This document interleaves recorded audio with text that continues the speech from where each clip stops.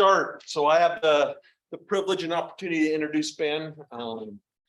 Ben joined our faculty a little over 5 years ago. Is that right? In fall of 2017. So this is his 6th year here.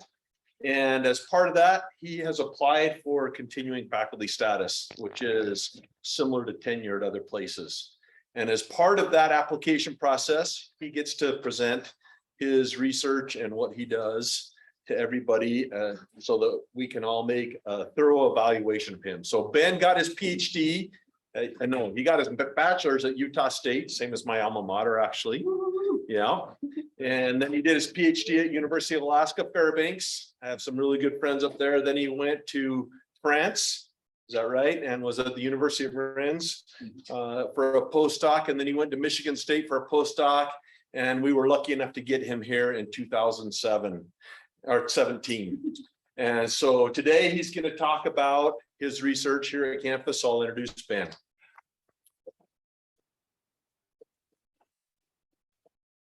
Thanks, Brock, and thanks everyone for coming, making me feel popular. I guess you had to come, really.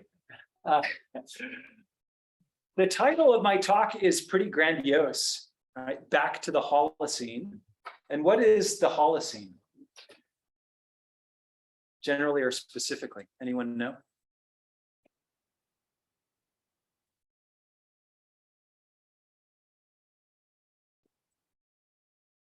That's what we came. That's thanks, Mary Ellen, to save us. The Holocene is an epoch. It's a unit of geological time.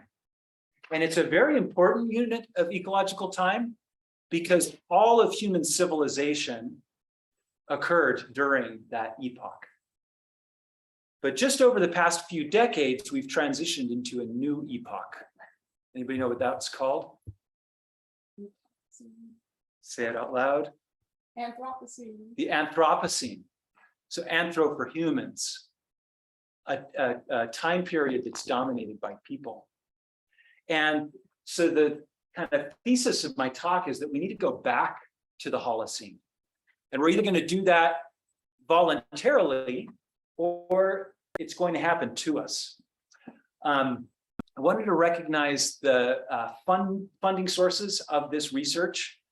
I really appreciate all of the different groups that have supported our lab group. And I wanted to highlight the department and college who have just been fabulous, not only providing direct support, but also coordinating all of the other funding and the Labit, as we call the Abbott Lab. And it's gone through different iterations through the years. These are just some pictures of none of them got everyone. So I also tried to put just individual photos here. But this has been such an incredible group to work together and to go through difficult times together, happy things together.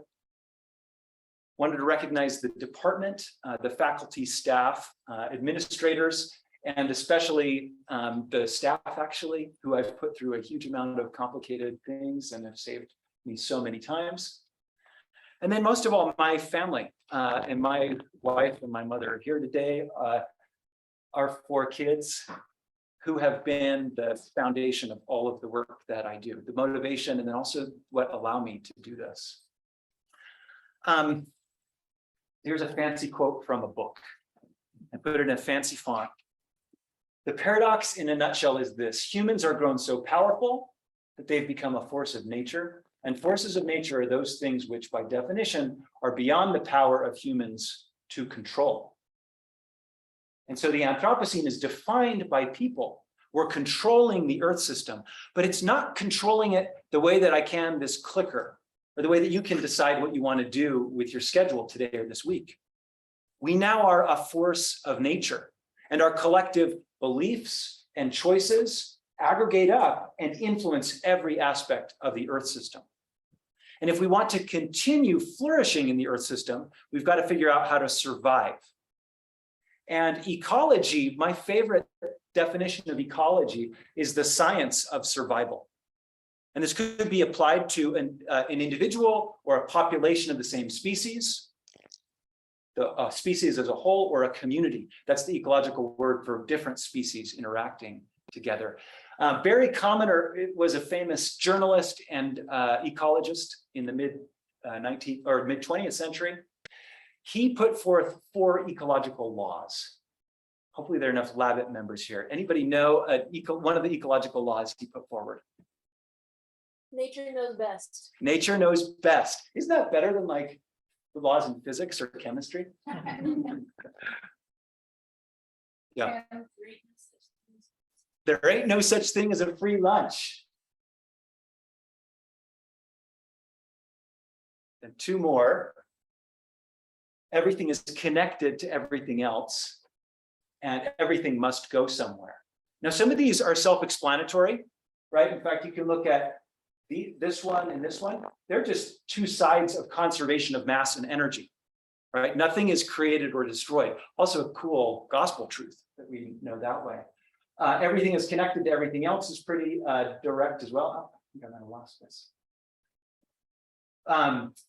But nature knows best is kind of elusive.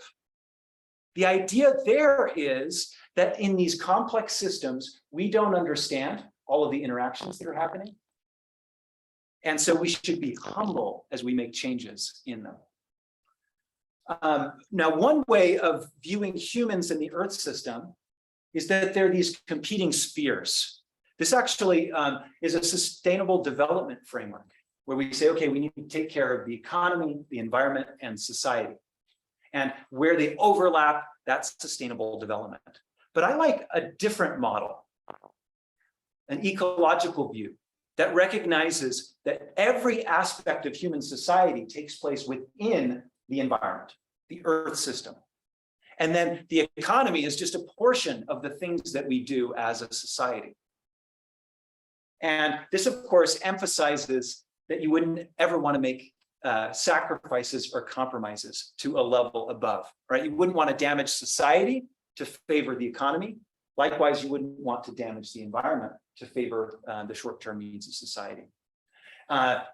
Brigham Young endorses this view. Brigham Young is the best prophet to quote because you can find a quote on any side of any issue. So I found one that supported what I wanted to say. Brigham Young said, "The riches of the kingdom or nation do not consist so much in the fullness of its treasury as in the fertility of the soil and the industry of its people." Isn't that kind of cool? He's got the economy is there, but it's less important than the environment that's, of course, providing the food, the water, the air, and then the industry of the people. Now, if you want to take a more international development UN view, I quite like this, organizing the sustainable development goals as to which ones support the environment, the society, and then the economy. And in this view, of course, it's really clear that we have to start from the bottom. So another non-rhetorical question: what do you think are the most pressing environmental issues? You can either raise your hand or just shout it out. Yeah. Loss of biodiversity. Loss of biodiversity, super important. Food scarcity. Food scarcity, right? A growing population, changes in diet.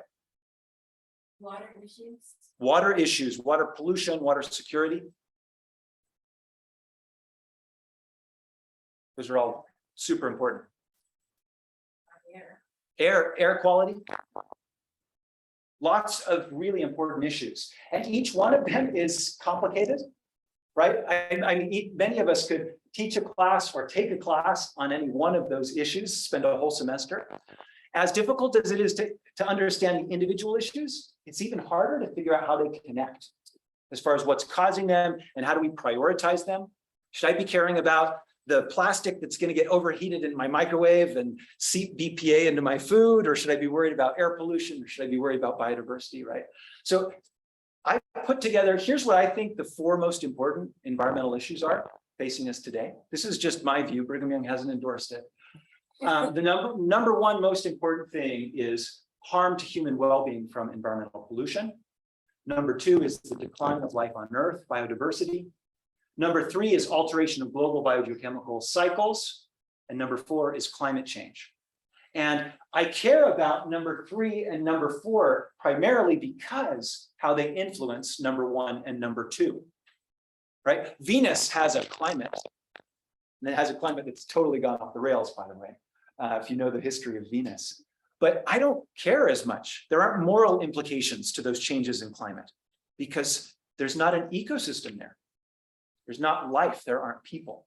Whereas what happens to Earth's biogeochemical cycles and what happens to our climate directly affects the well-being of people and other life on Earth. So I'm going to go over a little bit of evidence for why I think these are the most important issues, drawing on research from our group and also from others, starting out with a paper led by Isabella Rigo and supported by a bunch of undergraduate and graduate students. They put together this synthesis of causes of premature death. These are global causes of death. And if you're anything like me, it's hard to interpret numbers that are in the millions. But for context, there are around 60 million deaths every year. 15 million of those deaths happen sooner than they would because of exposure to environmental pollution. 1 in 4 lives is cut short because of our mismanagement of the environment. So again, it's not human well-being or the environment. We have to take care of the environment to protect humans. This is just to contextualize that with other things that I hope we care a lot about, right? We should be concerned about wars and violence. We should be concerned about traffic accidents and malnutrition. But all of those issues pale compared to the number of people who are suffering, experiencing disease and death because of environmental pollution. And again, if you're anything like me, until the last few years, environmental pollution isn't near the top of your list of what you're worried about when you wake up. You're thinking about other risks. So I'll skip over that for now. How is air pollution and other environmental pollution affecting us? It's more than just your lungs. In fact, it's every system in the human body at every stage of human development.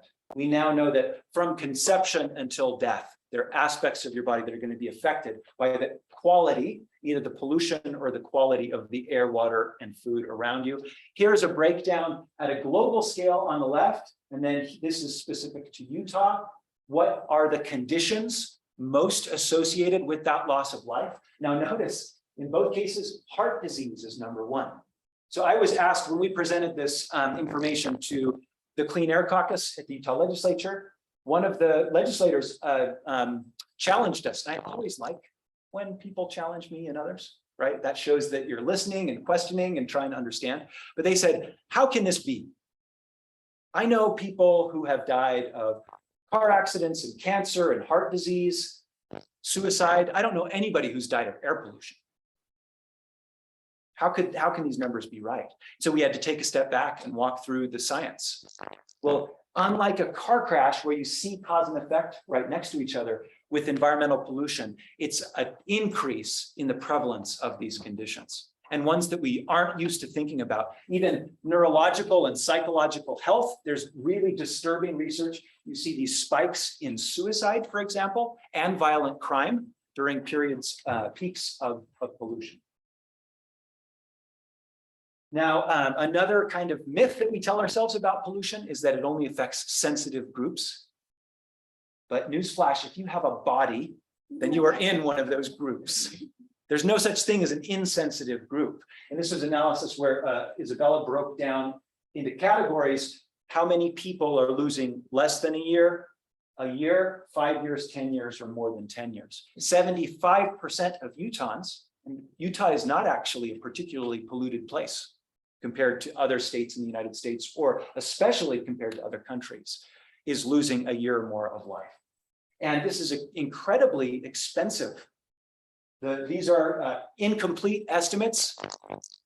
They're estimating that between $1 billion and $4 billion of economic potential is being lost each year because of that pollution. We're spending about 0.5% of the amount of economic activity that we're losing on solving this problem. This was the slides that we put together to explain to that legislator how we know. You can follow people through time. You can compare different areas with similar demographics, but different environmental conditions. And you can use animal models and expose them to different pollutants to identify what conditions are associated with exposure. So where is the pollution coming from? Let's talk about Utah.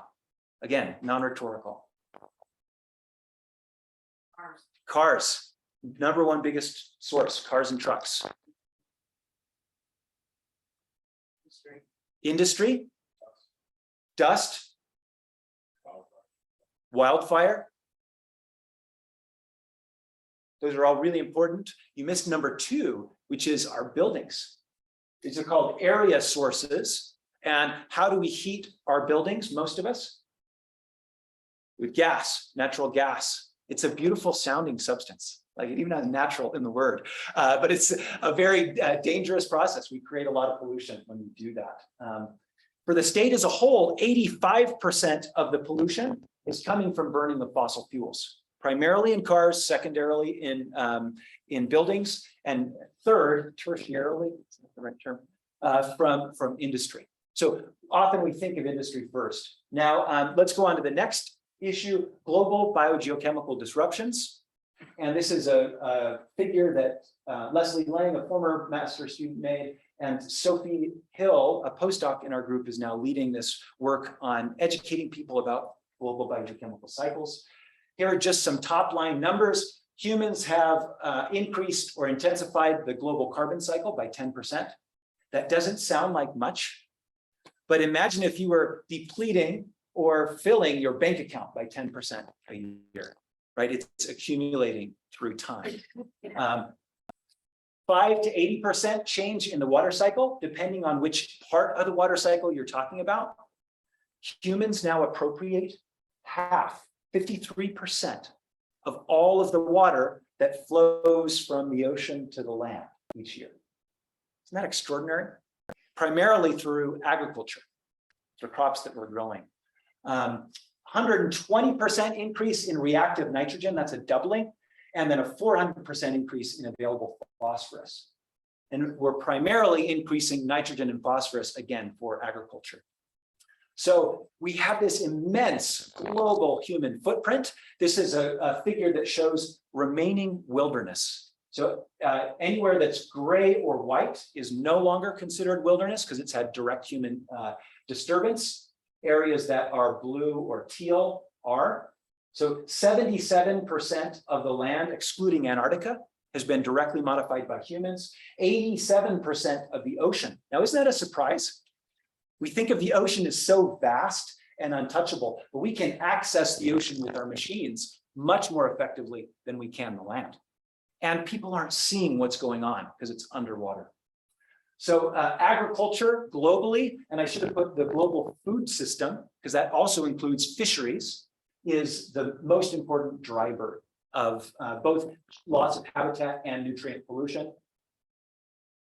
I love this figure. It shows land use that's agglomerated together.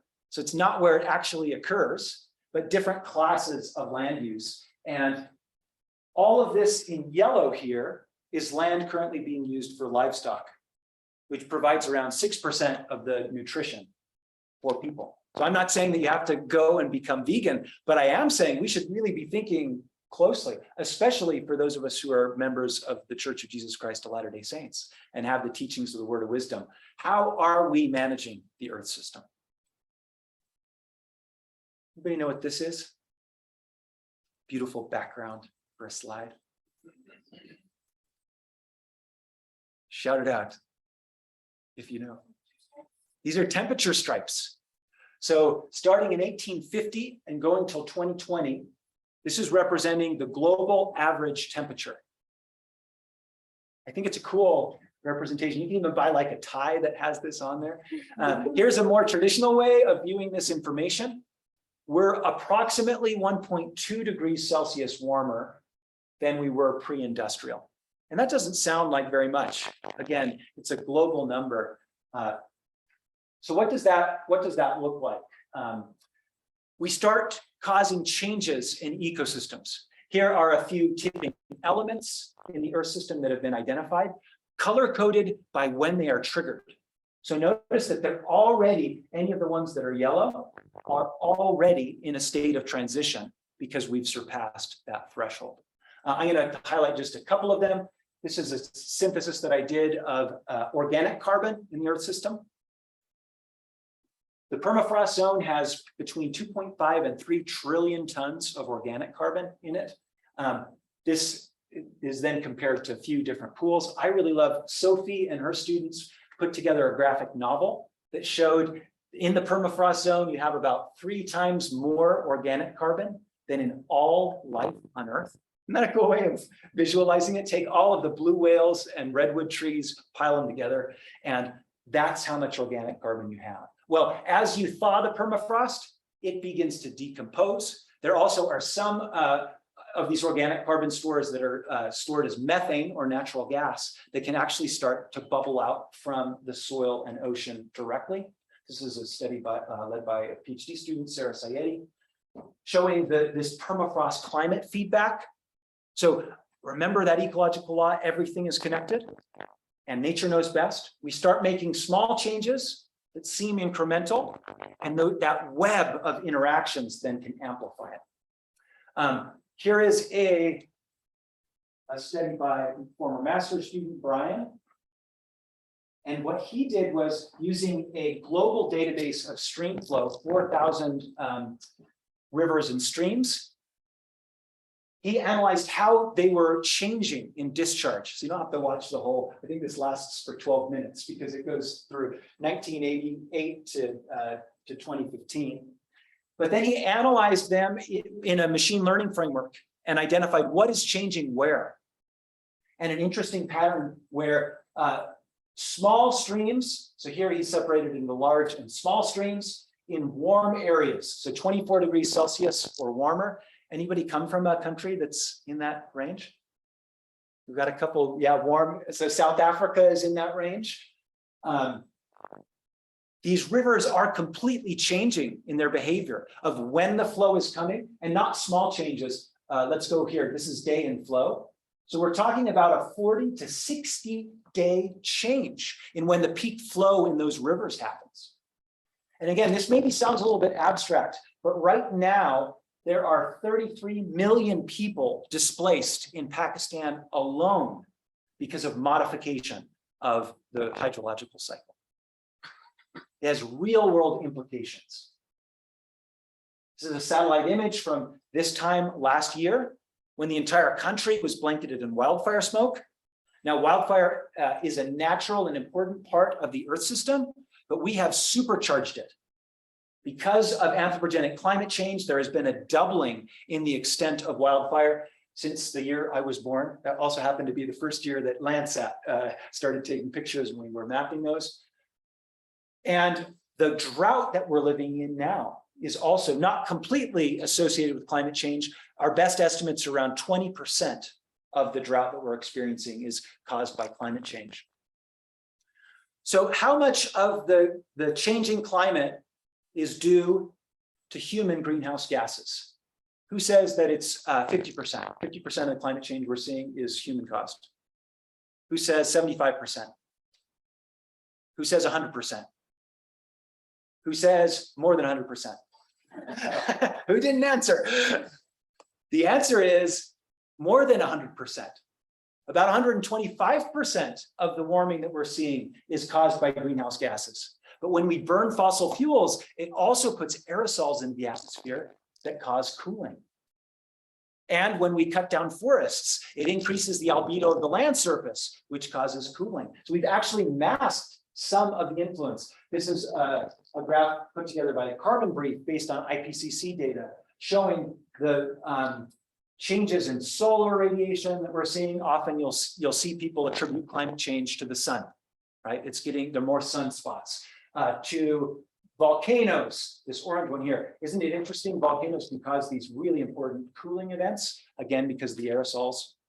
And then greenhouse gases here, aerosols here, both caused by the use of fossil fuels. And remember, that's the same thing causing the air pollution that's shortening 1 in 4 lives and affecting 99% of us, all those who live in an area without clean air.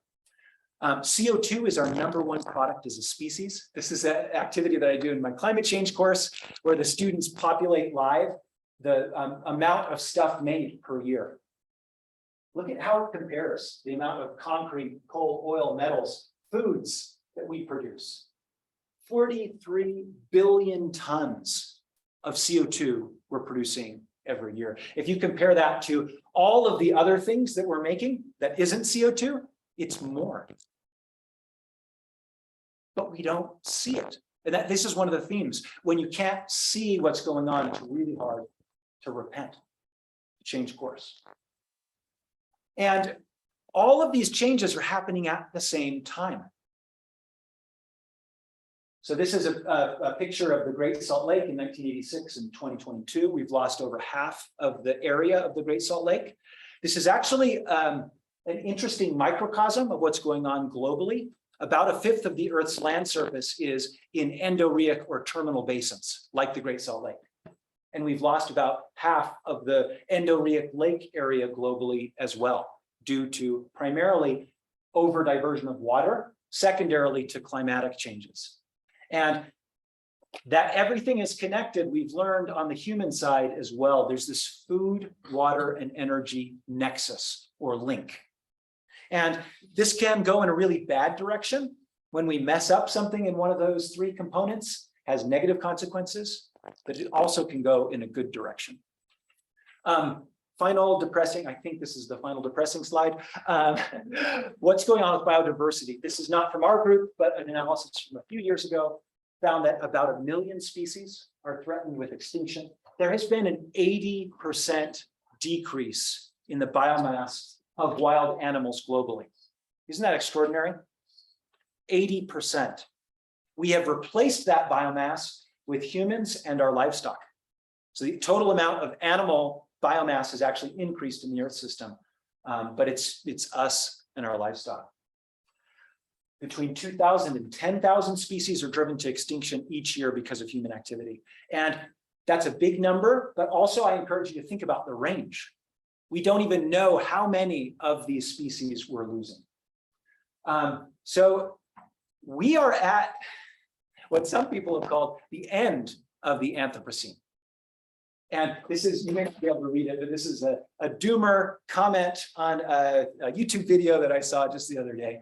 It's an amazing little diatribe saying it's too late. This climate change produces more extreme weather. The food production will plummet. The world will collapse. The only question is the world going to end in a nuclear disaster as we fight over resources, or are we all going to burn to death? And this person is saying those are the only two, or those are your actual choices, right? This is a common view. And in fact, I run into this view more often than I do people who are skeptical of climate change. You start putting something positive out there about, look at what's going in a good direction, and you get shut down really hard. So this is one way that the Anthropocene could end, in nuclear war and winter. But I think there's another way. This is a helpful graphic from Stefan et al. Showing the Earth was here, it's gone down here in the Anthropocene. We can either go back, stabilize, try to get back to the range that we experienced in the Holocene, or we might tip off into something different. I think that we have to go back to the Holocene. This is a graphic we had a great illustrator student make. We don't have a choice, right? I've got 4 kids. You may not have 4 kids, but hopefully you have 4 friends at least, people that you care about. We simply can't afford to go into that horrible place. Here we tried to put it in graphical form.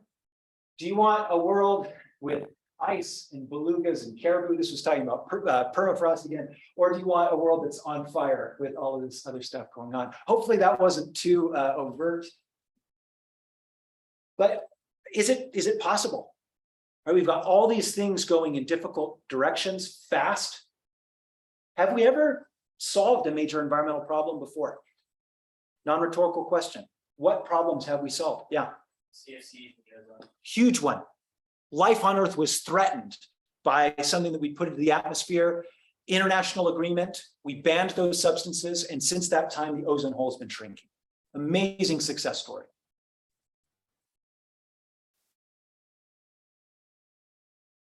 What else? That's our only environmental success. That's a big one. We can hold on to it tight. Yeah. A lot of waste treatment and pollutes in our waters, we don't get rivers on fire. as Yeah. much anymore. Great. The Clean Water Act, an amazing visionary piece of legislation that transformed our waterways. There literally were rivers catching on fire. This year, less than 1% of all waterways are not fishable in the United States. Isn't that amazing? Just over a period of a few short decades. During that time, by the way, the economy grew by a factor of 20.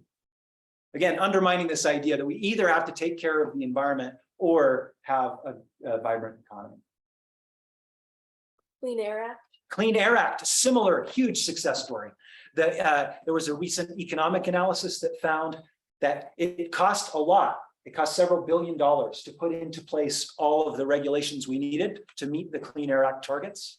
It had a payoff of several $1 trillion, about a 32-to-1 return on investment. So there are some successes out there. I love to think about hymns.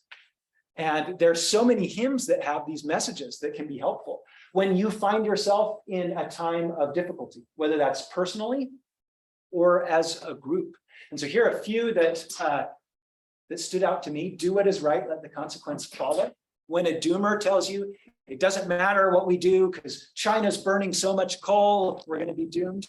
Then you're like, well, wait, does that mean that I shouldn't make the right choice because my friends are doing it or somebody else? No, of course not. And here are two quotes, one from Naomi Klein, a journalist. And I won't read the whole thing, but she talks about if we had affection, and she quotes Wendell Berry, who says that conservation turns on affection, love for our home place. When we care about where we live, we would have no choice but to adopt non-poisonous methods of meeting our needs. Isn't that cool? Again, simply demanding. We are powerful. We have agency. We've been promised by the Lord that what we choose matters. And then this is a speech from 1979, a devotional that John Groberg gave, that I encourage all of you to read. He says, I'm convinced that the Lord is against pollution. How we treat him is reflected in how we treat others who are his children, and how we treat the elements and other forms of life on this earth, which are his. And then he has an invitation for us specifically as a BYU community. BYU as a part of the church should become the pollution control center of the world, not only spiritually, but physically.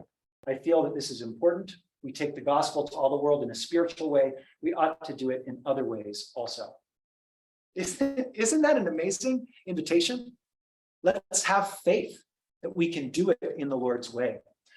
This isn't quite a hymn, but close, a Mormon ad. For those of you who some of the students might not be familiar, but these were put out for a long time. Let's not live close to the edge. Let's stop asking ourselves, how much can we pollute without messing things up? Let's ask ourselves instead, what's the surest and fastest way back to the Holocene? And then commit to that. This is my favorite one of all of the environmental hymns. Put your shoulder to the wheel. And we think about our cultural and gospel teaching of participating, of doing what we can. Right now, there's a BYU Stewardship and Sustainability Initiative that's being led by Teresa Gomez, a graduate from our program.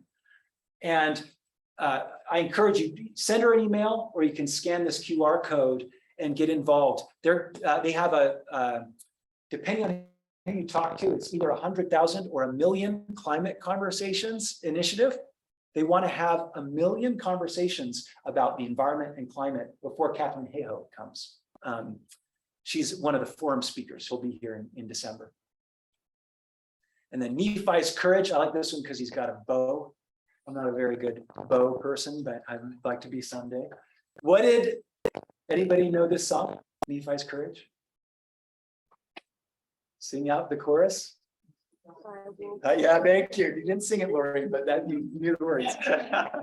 I will go, I will do, right? Because when the Lord commands, he promises that there's a way. And there is a commandment. In fact, one of the most common commandments in the scriptures is to take care of God's creation and to take care of the poor and needy. And so this is one of the most direct, because these warnings came more frequently in the scriptures of the Restoration than they do in ancient scripture, even though they're there as well. Where the Lord says, "It is my purpose to provide for my saints, for all things are mine, but it must needs be done in mine own way.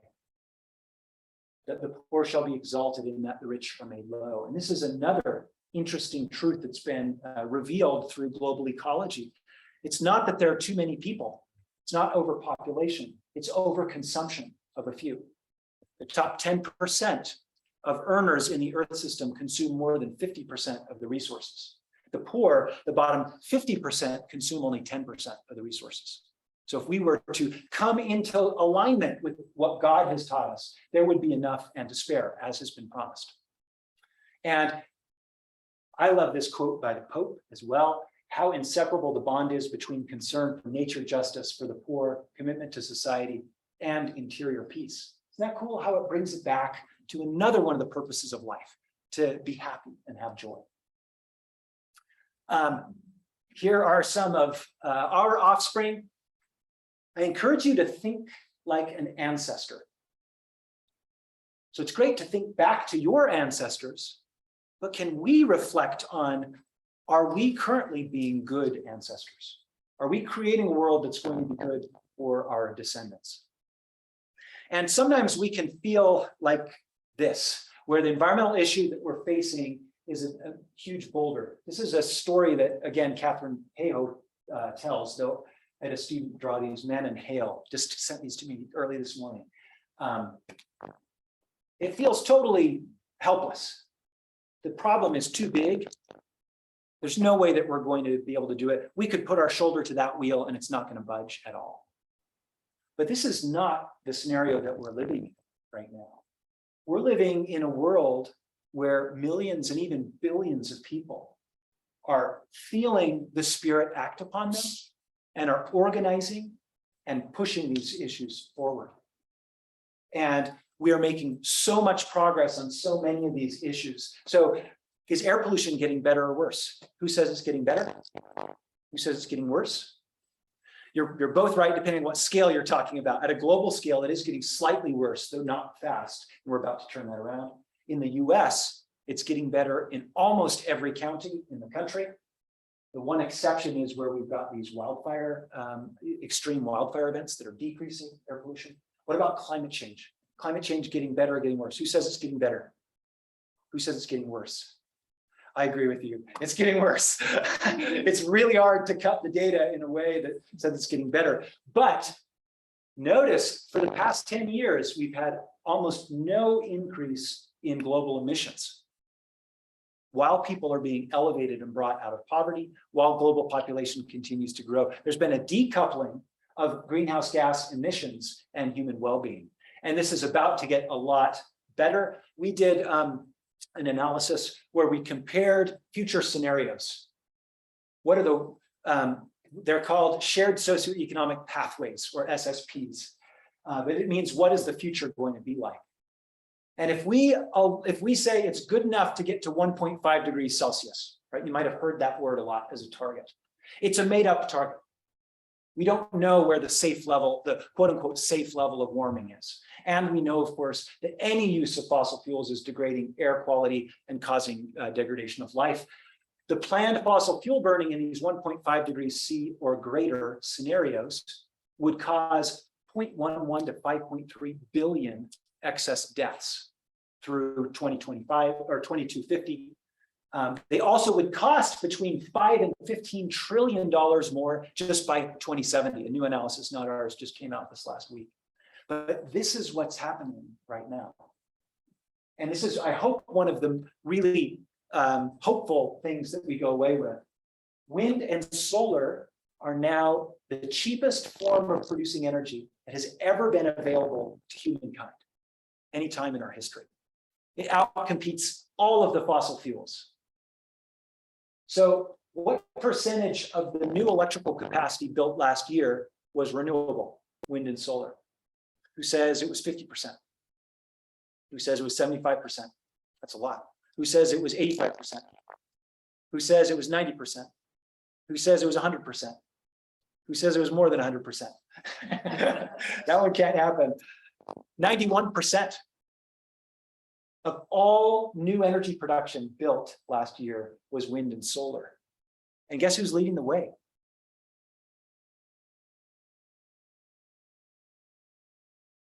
Shout it out. Who do you think? United Kingdom, United States, China. We complain about China not doing enough. China is leading the way in the renewable revolution. It's happening all over. This is really exciting because there still are 800 million people that don't have access to reliable electricity. It's now being provided more economically and more environmentally friendly through renewable energy. This clean electrification is what we need. I won't go through this in detail, but we electrify all sectors of the economy, and then we transition to clean energy sources. And it's well underway. The boulder is already rolling down the mountain in a really fabulous way. We have the opportunity to grow food rather than feed. This is a paper led by an undergraduate in our program, Becca Free. Her conclusion, based on this analysis, and I took out the references, but go back and read it, reducing livestock husbandry and biofuel cultivation, that is, limiting fertilizer use to crops destined for direct human consumption, could decrease the global nutrient footprint by more than half, while also alleviating pressure on wildlife habitat and other Earth systems. There is enough and to spare if we think about what is going to work for everyone. This is also the best paper title that I know of, but it created an issue where now both Becca and I get invited occasionally to review for like health journals because I have the word incontinence in there. We didn't anticipate that, but now I wanted to highlight another thing that we can do. Rachel Buck, a postdoc in our group, soon to be professor in biology, has been an example of integrating research with management and education. Here's a picture of Rachel bringing managers, politicians, and educators to the Powell Slough next to Utah Lake to show them which kinds of vegetation treatments have been effective, what hasn't been effective. When we got there, we showed up to this amazing stand of native vegetation that had just been sprayed with herbicide because it had been misidentified or there'd been a miscommunication in the air. And so it was like super sad. All of the swamp milkweed had just been killed and the monarchs were trying to find a place to lay their eggs. But then the managers talked together and figured out, oh, we didn't have that link in communication, making a huge difference, trying to decrease the chance that happens later on. We've also been trying to develop with many of you in this room, professors and students, these rapid non-technical summaries of issues that are important. How can we remove the partisan politics from these issues that affect all of us? So these aren't traditional peer-reviewed studies, they're syntheses. You can find all of them at our lab website, benabbott.byu.edu, on Utah Lake, on clean electrification, on air pollution, even on COVID issues. And there's a positive feedback because everything is connected. We learn, we care about something. That leads to us having hope and eventually faith that we can make it better. We organize, and then we act. And it feeds on itself as a cycle, but it's not just a cycle. It's a web. Because as you get to know people, as you learn about things, you become empowered to be a change agent. Your capacity to act increases. So the question that stands to us now, and this is again not a rhetorical question, is how are we going to use the resources that we have? Whether we're already in a career, whether we're picking what career we want to have, whether we have a lot of wealth, whether we have a little bit of wealth. By the way, that line between the top 10% of earners globally, that's $20,000 US dollars a year per household. And so there may be one or two of us in the room that falls below that line, but most of us, if we think about the household earnings, including our parents, we're in that high wealth and high influence group. So how are we How are we going to do this? So with that, I thank you for your attention and leave you with this final message. Don't pay me telling. Thank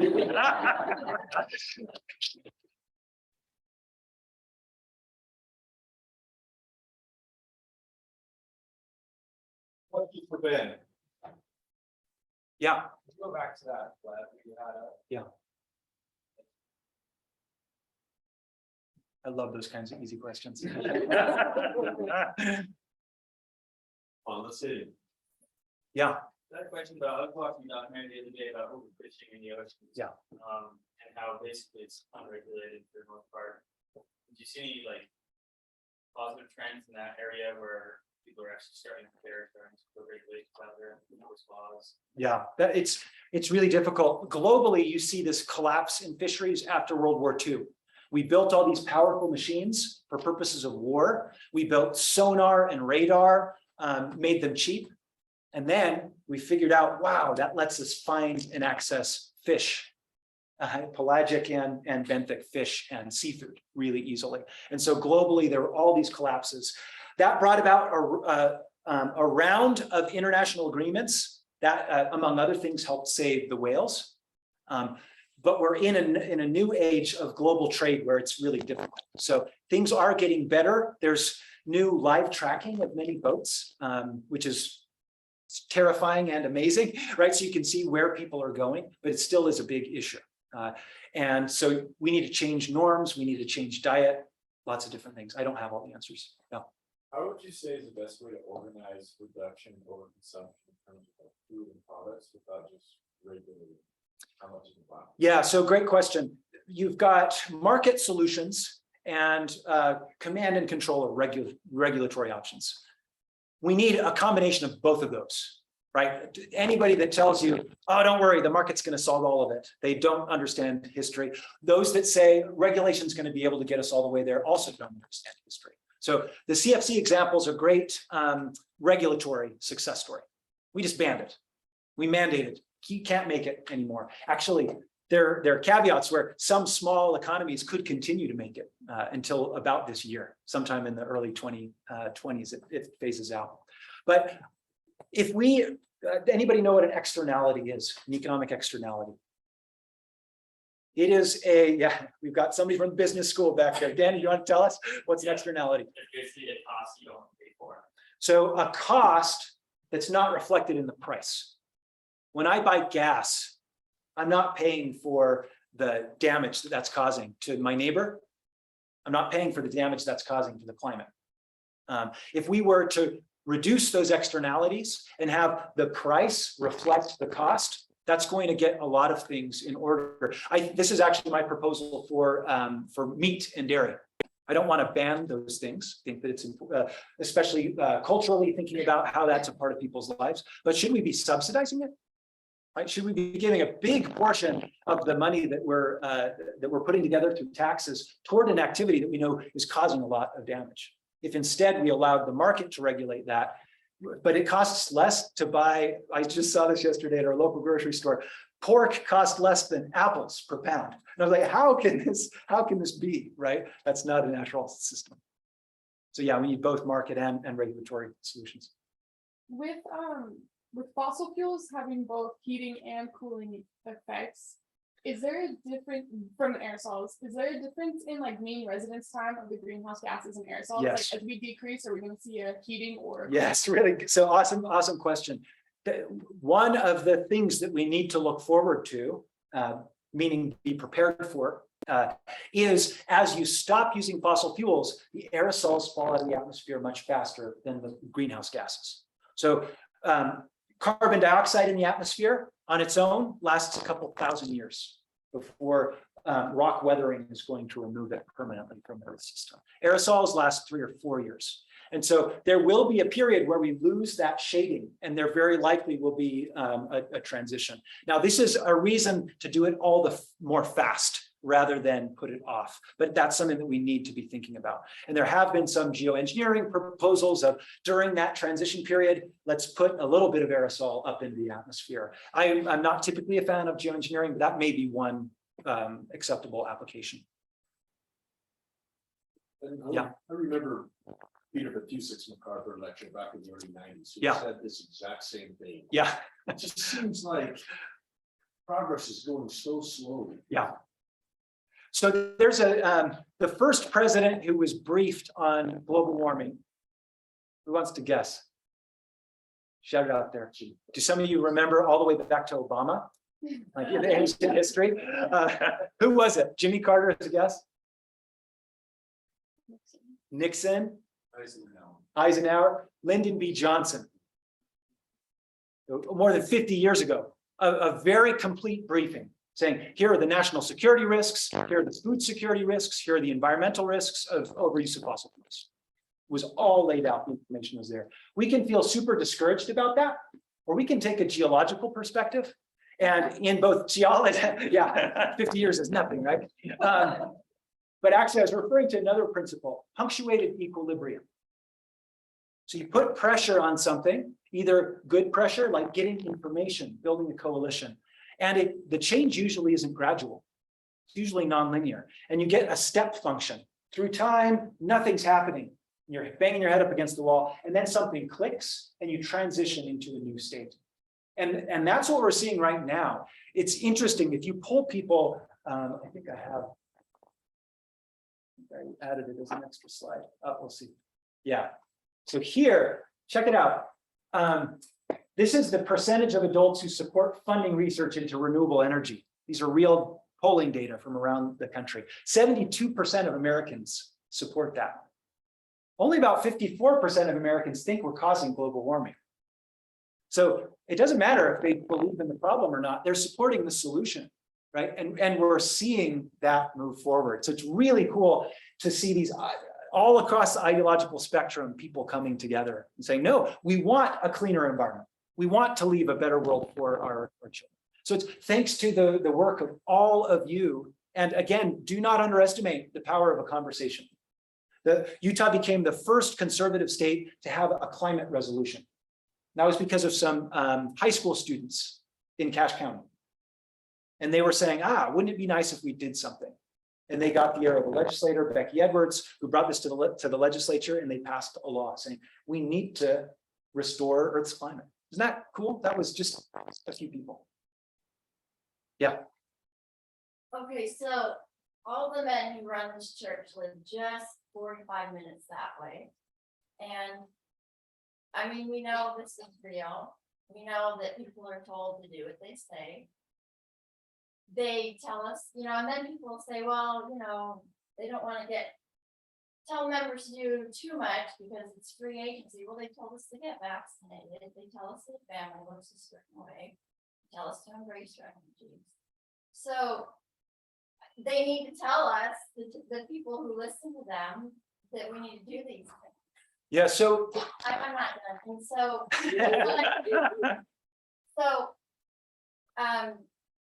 we need the professors to be able to talk to them.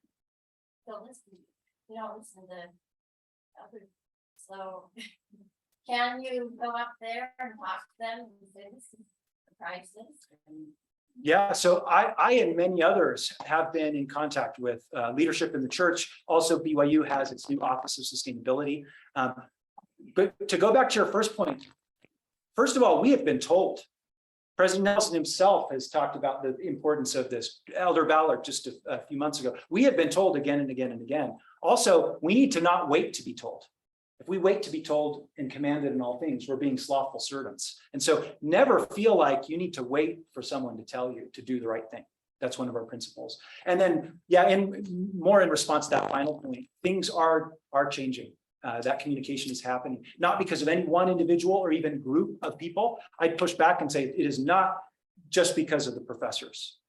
It's because of the body of Christ working together and being moved upon and working toward this. Thank you, Ben. We're probably out of time. Okay, great. Thank you.